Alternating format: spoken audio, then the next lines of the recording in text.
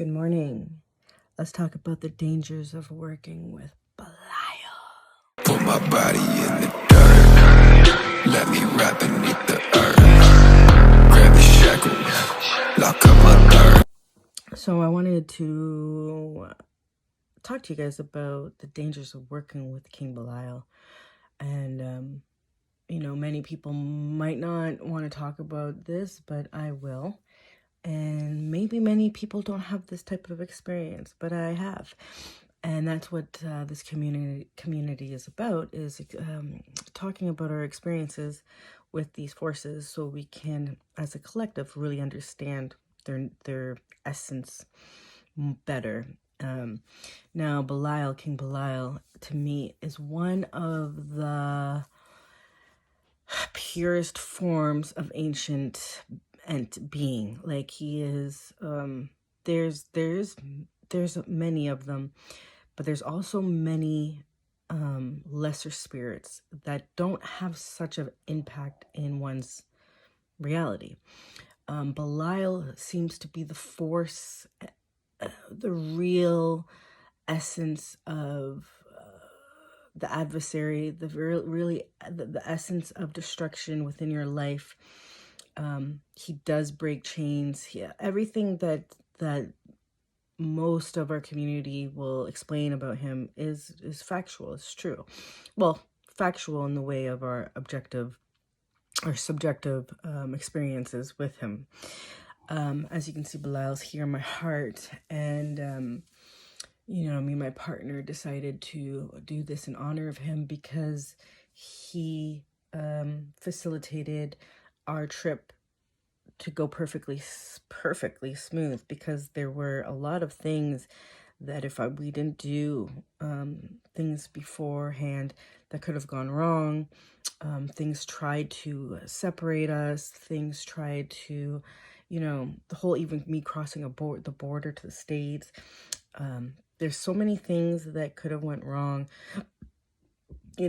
Staying in a really dangerous part of Detroit, being okay and still loving that part of Detroit. We ended up downtown Detroit, and after doing our ritual and honor with Belial, we went for a walk, and we ended up in this park, and we started talking to these local people, I guess local travel. They worked at the park, okay? So we were able to ask them a bunch of questions about the area. And she said that the bridge behind us was called Belial, or Belal. It was spelled differently, okay? I'm like, Belial's bridge? And we're like, Belial. Plus, I was a little bit stoned and a little, But I was like, why Belial's bridge? How is that possible? There's a bridge called Belial? This is like not a coincidence. How are we in the spot where there's a bridge called Belial's bridge? Everything was perfectly and calculated for us to be there at that moment, for us to end up at that spot, because we were at a different spot. But just as we did the work and asked for things to come through to make sure everything goes our way, there's always the balance, and there's always something that has to be paid up for that. As some people maybe don't want to talk about with Belial, is Belial, if you don't give him a sacrifice, like a sacrifice or something that he agrees to for that balance, he will take something from you in your life, okay? And people would probably be like, well, why do you want to work with this? Why do you want to do this? This is not true, But I've noticed a pattern, and I noticed that things, he will come for a sacrifice if you don't give him the appropriate one. And if he doesn't accept the one that you've given him and has done things for you in your life, he will come for a sacrifice, okay? This is facts. This is what I've seen in my life.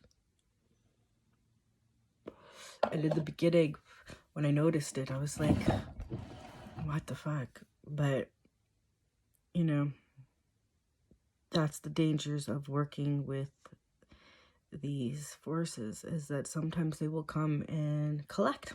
They will come and collect if you have not given the appropriate sacrifice. And sometimes you don't know what to give for that. You know, sometimes you're not sure what you can sacrifice, because a sacrifice usually has to be something that is really something that means something a lot to you, or something that kind of is painful to give up, you know. But we've noticed, me and my partner have noticed that since been working with Belial, that yeah, he will come and take something from you, or something within the family will go. There has to be a balance for what he's allowed to happen. Okay. And it could be a little, uneasy. Like it could be a little stressful, because you don't know what he's coming for, but you just gotta trust it. And sometimes, you know, like, yeah, for everything that at the end of our trip, after our trip was done and everything went well, right at the end, something happened, and something happened to someone. No one died or anything like that, but something bad, and there was the balance, and it was a sacrifice. Let's just put it that way, you know. Also, I find that Belial is a very ancient being, and he's been here forever. You know, he's been around humanity forever. These spirits, these demons that we work with, have very destructive aspects of them, but they also have very creative aspects of them, and they're not only just one thing. And I think there's a misunderstanding about them, because, you know, they're very intelligent, and to be intelligent, they can't just be one thing. You know, they can't only be pure destructive, even though it's like Ahriman, pure chaos, pure destructive. But that's not what I've learned from working with Ahriman. It's not what I've learned. He's way more intelligent than that, and he doesn't just only destroy things. Him and working with Az and Ahriman actually brought things to in a creative aspect with us. So they're not only destructive forces. I don't believe in that, you know, because I've worked with them, and they haven't completely destroyed everything. But I don't know. That's just my understanding. But as we grow and as we learn, I'm sure, you know, we learn more things about them. But let's get back to Belial. From years of working with Belial and years of pacts and stuff like that, every time I work with Belial, not only does he come through the most clearest, not only does he communicate the most strongest, his energy that is, I can feel empowering me.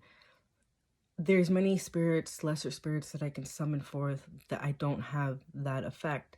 That's why I have like a group, a council, you know, like there's just the major ones that really have more influence in my life and in my reality, that I am learning to only communicate with them, because I don't want to work with the lesser spirits, because truly I don't give a fuck. It's just pointless for me, you know. I don't want to work with 72 fucking goetic spirits, you know. I just don't, because I feel like I don't have a connection with them. There's only the major ones that have more power behind them, and that could be because of the energy that magicians give to these spirits are going to be obviously way more powerful.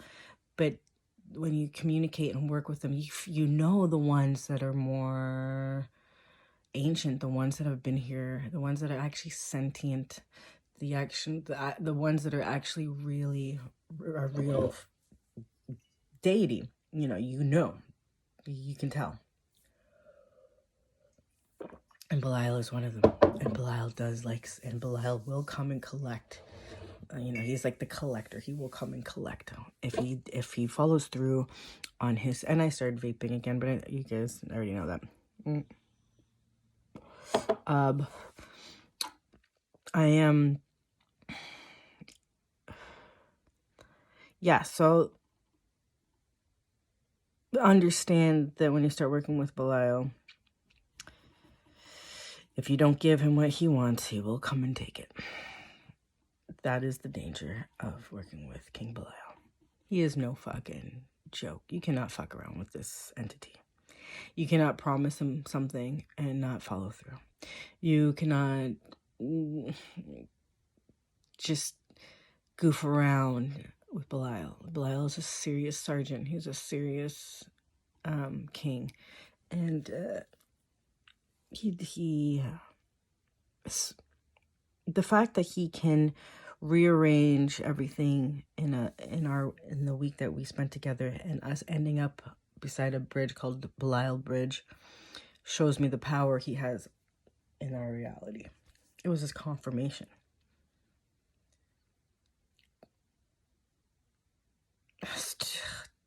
Like, how was that possible? How was that fucking possible? Out of all the places. It was crazy. Now, after we got all this stamped on us, his mark on our heart, when you put a tattoo and you mark your temple with a entity, forever you are linked with them. And that's why, please, if you think it's cool getting yourself a fucking tattoo that's a demon tattoo, be careful, because you know, you got to know that spirit before you put that on your physical body, because not only is it on your physical body, it's on your astral, it's on your subtle, it's on all of the wavelengths of your energy. It's Belial's energy. It is his gateway through me. It is your dedication. It is your mark. He is marked. You are marked now. You know. Forever he's there. Belial is extremely protective. He will protect you. And there were a couple times where we could have gotten in trouble with the law, and we just closed our eyes, and before we could even say Belial's name, we were hidden. You know, he does protect you from the law, like he fucking does. It's the dopest thing ever.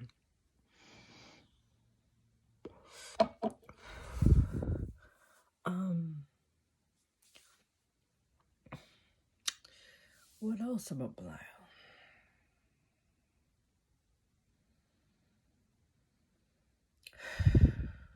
Many masks, many forms. But to really know Belial, you must go within and really commit. And if he chooses you, and if he really sees greatness within you, he will work with you, and he will put you through the ringer. He will destroy the things in your life. He will remove the fucking people, and he will come for his sacrifices, because he likes sacrifices. That he does.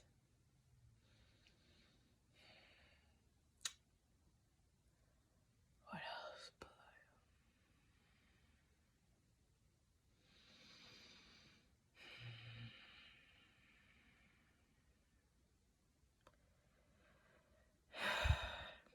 He doesn't like weak people. You know, he does not like weak people. If you're weak, you will be exposed for your weakness. That is for sure. You must be able to handle his power.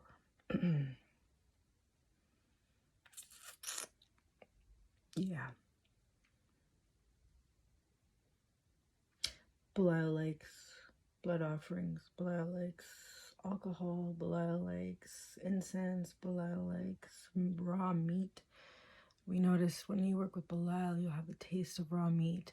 Your emotions will be stirred up. You will be confronted with confronting things and people in your life that you have buried down. You must be prepared to battle. He is a sergeant. He is reptilian. You will see him in a reptilian form. He is sinister. Belial is sinister. You will see him laughing. We have seen him a majority of the time. Belial fucking just laughing on his throne, just fucking laughing. It's like fuck. Now,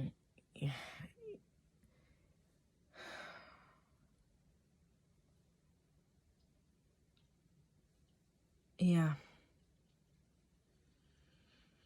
he will teach you. He will teach you what you want to know. What else, Belial? You have to be willing to fight for what you want in this life. You have to be willing to sacrifice the things that are not serving you to have something better. You have to be willing to be your own boss, to step into your own power, and to give honor and respect to the forces that have helped you. If you ever turn your back on them, that's when your shit's gonna be fucked up. And it might not be in this life, but they'll come for you in your next life. This is something, until you have fully ascended and not incarnated and then stop the incarnation, they will follow you through lifetimes if you have unfinished business with them. Yes, they will. So be careful. Know what you're doing. Be smart. Use your fucking brain. Use your fucking brain. And know what you really want. Know what you really fucking, what you're looking for. A lot of people don't even know who they are, you know. You gotta find out who the fuck you are. Find out what you want and what your goal is. And don't stop. So that's it for now. I will be discussing John Vermillion's book, Azazel. It's Azazel in his angelic form, which I believe I experienced for the first time, which kind of blew me away. I wasn't even thinking, or I never even thought I could communicate on that level. But let me show you. I'm gonna have him do something with me. So this is his tome, and basically, you know, he works Sufi and he's done his research very well. He was able to break down every letter of Azazel's name and had the frequency behind it using the table of the Abjad correspondence, Arabic. He was able to teach you how to actually pronunciate this spirit's name, because it's true. Every way that you pronunciate a name holds a frequency, holds a certain energy. That is what you're communicating with. So he's able to break all that down for you and explain it, and explain how to do some channeling, telepathic relay using the star grid. The Eye of Azazel, very powerful. Okay, it's a small tome, but man, it has a lot of power behind it. You know, him explaining how Azazel how these entities are actually fallen from grace, are fallen from all power, mind, and dropping through each sphere of consciousness, which is like the planets, and coming down into this dense reality. And when you come down here, you have the veil of forgetfulness, which even happens with entities. You know, they forget who they are as part of God. And I mean God in the way of like, not the Christian God, but God in the source God, I guess, but different source God, whatever.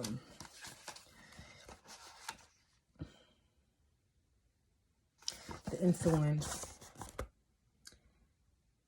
you know, very powerful stuff. I was able to see Azazel. I'm able to connect with him on a different frequency, you know. And Azazel is Iblis. He guided me to make that song for him. One of the most powerful songs I've ever created. But that was because I had the spirit of Azazel in me, you know.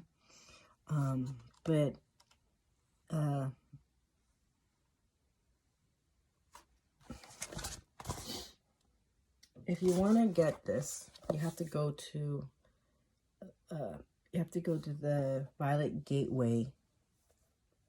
The Violet Gateway. John Vermeulen. Vermeulen. I think it's Vermeulen.